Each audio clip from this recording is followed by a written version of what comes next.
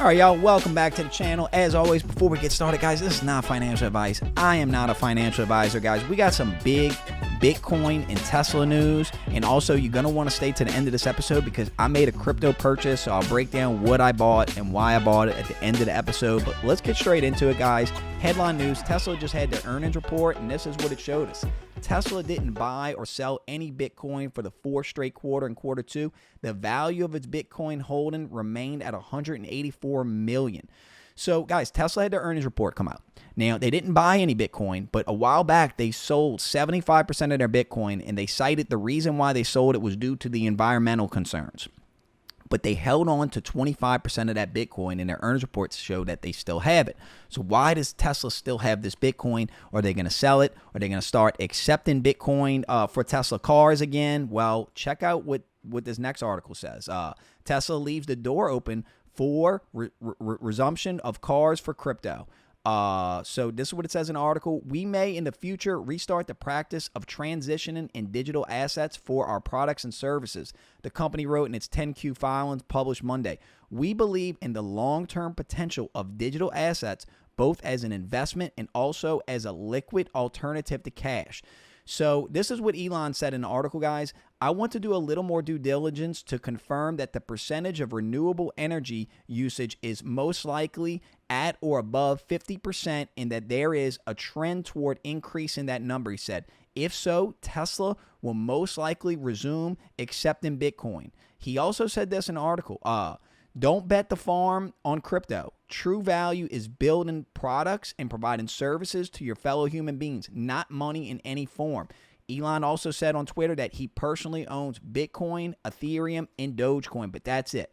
So Elon Musk is telling us that he owns Bitcoin, Ethereum, and Dogecoin. And he's telling us that the reason why Tesla stopped taking Bitcoin is because of environmental concerns. Now, if you're somebody like me and actually studies the effects of Bitcoin on the environment, you actually realize that most Bitcoin is mined with 100% renewable and green energy. And actually, Bitcoin mining is actually helping the power grid in multiple places. But that'll be for a different episode. Do your own research into that. So Elon's leaving the door open for crypto. I don't agree with him on the whole green energy narrative. I could go all day on that, but I think, Elon does, as a CEO of Tesla, he does have shareholders he has to answer to, and there's the whole ESG narrative we'll break down in another episode. So being green is very important. And, I think a lot of investors are holding back, for this same narrative. And I've told y'all in previous episodes, that's the next attack. The next big attack you're going to see on Bitcoin is the energy narrative. So when we see Bitcoin skyrocketing in price, remember I told you this. They're gonna attack, saying it's bad for the environment. Now, what I like to do in this episode is pull back the curtain a little bit, because you're saying like, well, it's kind of cryptic what Elon said. He didn't exactly say that they're gonna start accepting Bitcoin again, but they are holding Bitcoin. And he said if it does get to renewable, they'll open the door and they'll start doing it again.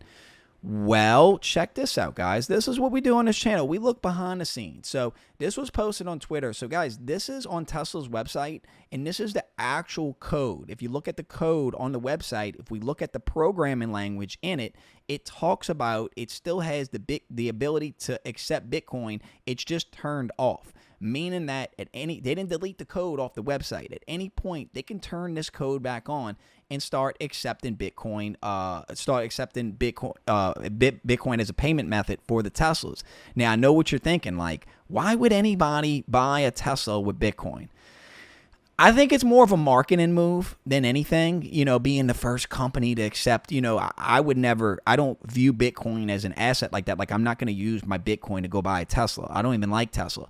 I do own their stock because I can make money off of it. But as far as a reason to pay for a Tesla with Bitcoin, I don't want to do that. Now, what we need to look at is that this is the infrastructure being put in place for not just Tesla, but for every company to be able to accept this as a payment method. Now, we broke down in previous episodes that we've seen McDonald's accepting Bitcoin. We've seen places all over the world accepting Bitcoin as a payment method.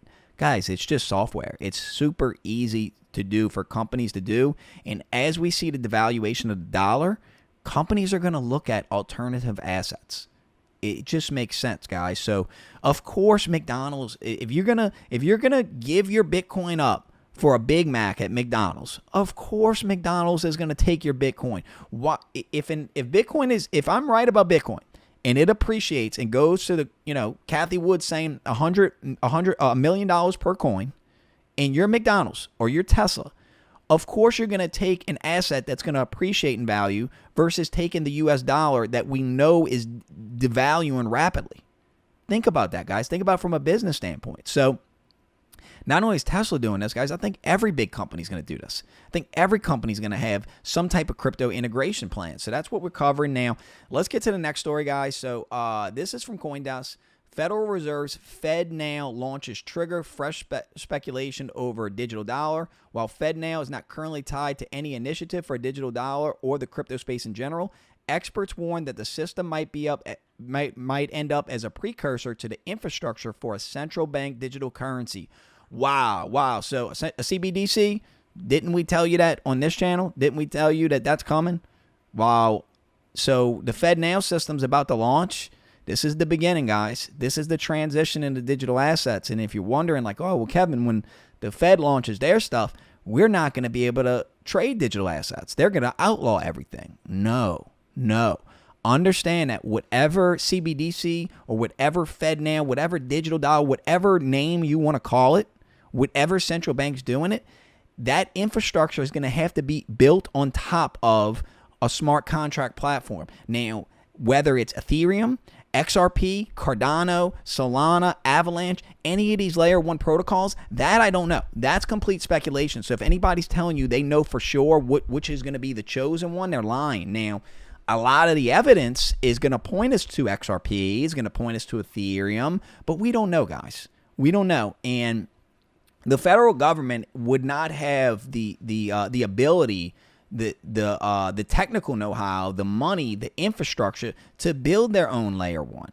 They'll partner with Ethereum. They'll build it on top of it. Think of the way websites are built on top of the internet. That's what's going to happen with this FedNow coin. Now, I'm not for any of this CBDC, right? But it's coming. It's coming. So that's what this channel is about, is preparing y'all. Anyway, so check this out. So CNN Business, Amazon will let you pay with the wave of your hand at Whole Food stores. So using biometrics, people are going to be able to, whether they're going to have chips in their hand, your biometric data is going to be connected to your bank account. I'm sure you can see the problem with that. I'm sure you can see how a tyrannical government could use that and not be good for the people. So whether, people will call out of this conspiracy, well, the CBDC was a conspiracy. Guys, this is CNN. Amazon will let you pay with a wave of your hand at all Whole Food stores. So this biometric data is being collected on us. Now, what Amazon is saying is that, we're keeping your biometric data in secure servers and it won't be, sold off, because data is becoming a new oil. So, we all know Facebook got in a lot of trouble because they basically sold all of our data, or through hackers, a lot of the data was breached. Amazon is saying that your biometric, meaning your fingerprints, your retina scans, all of that is going to be stored on their secure servers. I for one, I'm out. For that reason, I'm out, guys. Any type of payments I do, if I can't do it with a card or through my phone, I don't want my fingerprints being linked to my bank account. I don't feel comfortable with that. But it's happening. Now, another wild story, guys. So FTX news. So latest wild FTX allegations includes a plan to buy an island of Nauru to survive cataclysm. So the end of the world. So check this out. FTX considered buying an island to conduct human genetic experiments. Probably there are other things it's useful to do with a sovereign country. So Sam Bankman-Fried and crew, we're planning. Guys, check, this is crazy. Check this out, what's in this article.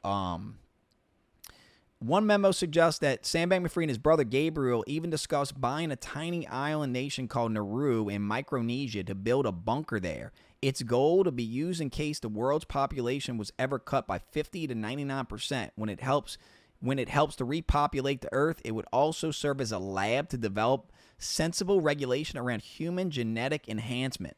What? What is with all these crazy billionaires with building these secret bunkers in remote places to prepare for some type of end-of-the-world event? What is their obsession with this? Is there something we need to know? Is something going on? Sam Bankman-Fried was into some weird stuff. This might take the cake. I mean, guys, all this effective altruism, like, instead of building a bunker, won't you solve world poverty? Won't you solve world hunger or homelessness? But you're going to spend billions to build a bunker in a remote island? I don't know, guys. All right. Next story, guys. So this is really important, guys. So this is the debt-to-income ratio for all home buyers. This is some housing market news because we know these markets are all connected. So this is the 2006-2007 housing bubble, and we can see the debt-to-income ratio was right at 40%. When it got to 40%, that's when we seen a big drop-off. What's interesting in 22 to 23, we are nearing the same numbers. So this means home buyers are now spending 40% of their gross income on mortgage and interest cost. I mean, guys, credit card debt is at all-time high. Insurance rates, all-time high. Interest rates, not all-time high, but super high. So with all this data combined, what it's showing us is that people, if they have to spend this much money on housing, which is asinine, that essentially we're going to see more foreclosures. And if we see foreclosures, then it's going to add a supply and demand. It's going to add a lot of supply to the housing market. So what's going to happen to the house? Is there going to be a housing market collapse? I do think so. I know a lot of people don't like hearing that.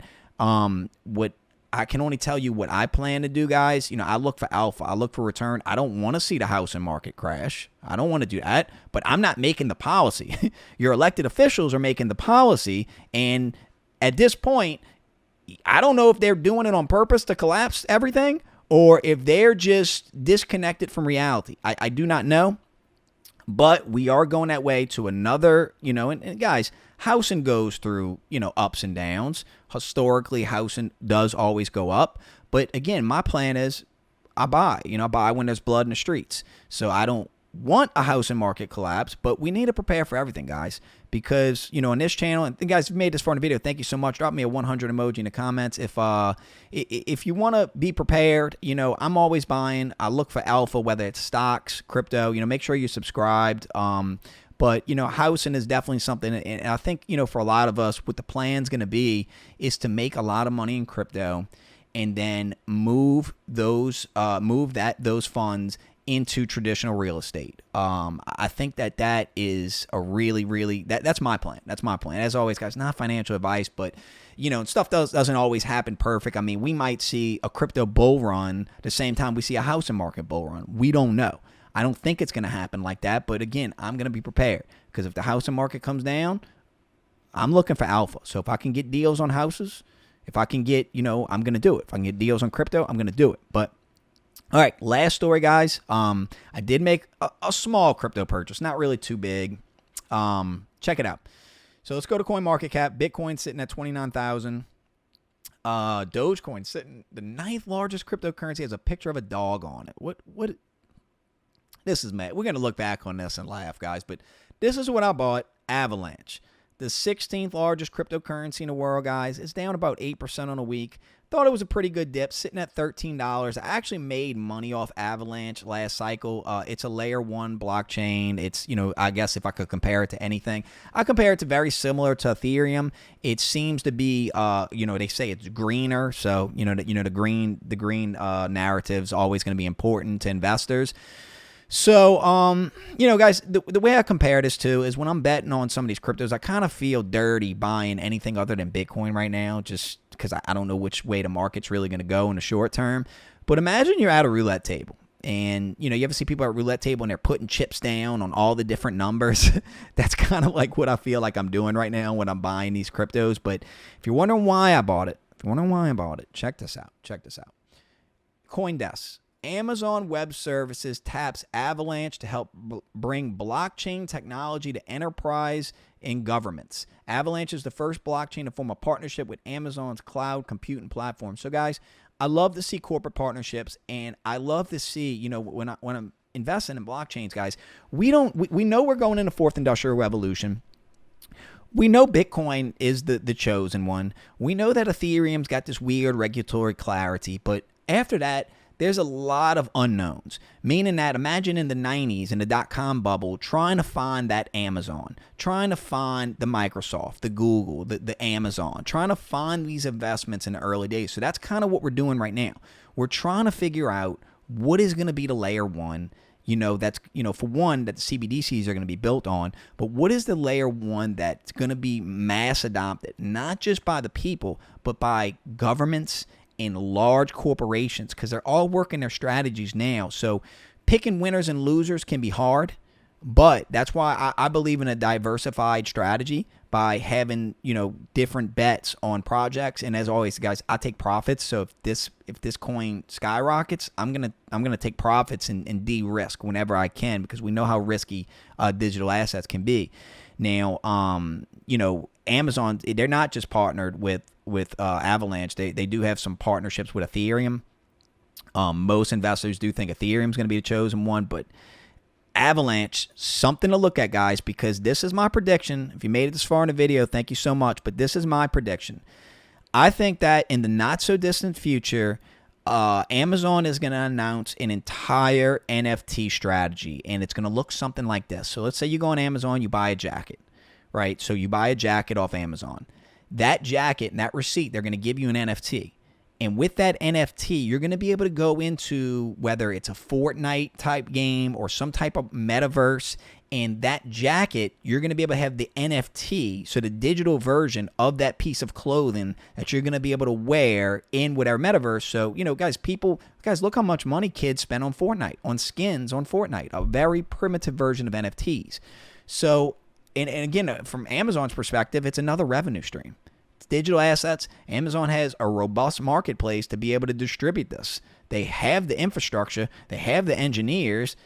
Now, I think they're just working on a plan, but I think they're going to announce it soon. Complete speculation on my part. Anyway, guys, if you made this far in the video, guys, thank you so much for watching, man. Y'all have a great rest of your weekend. I'm out. Peace.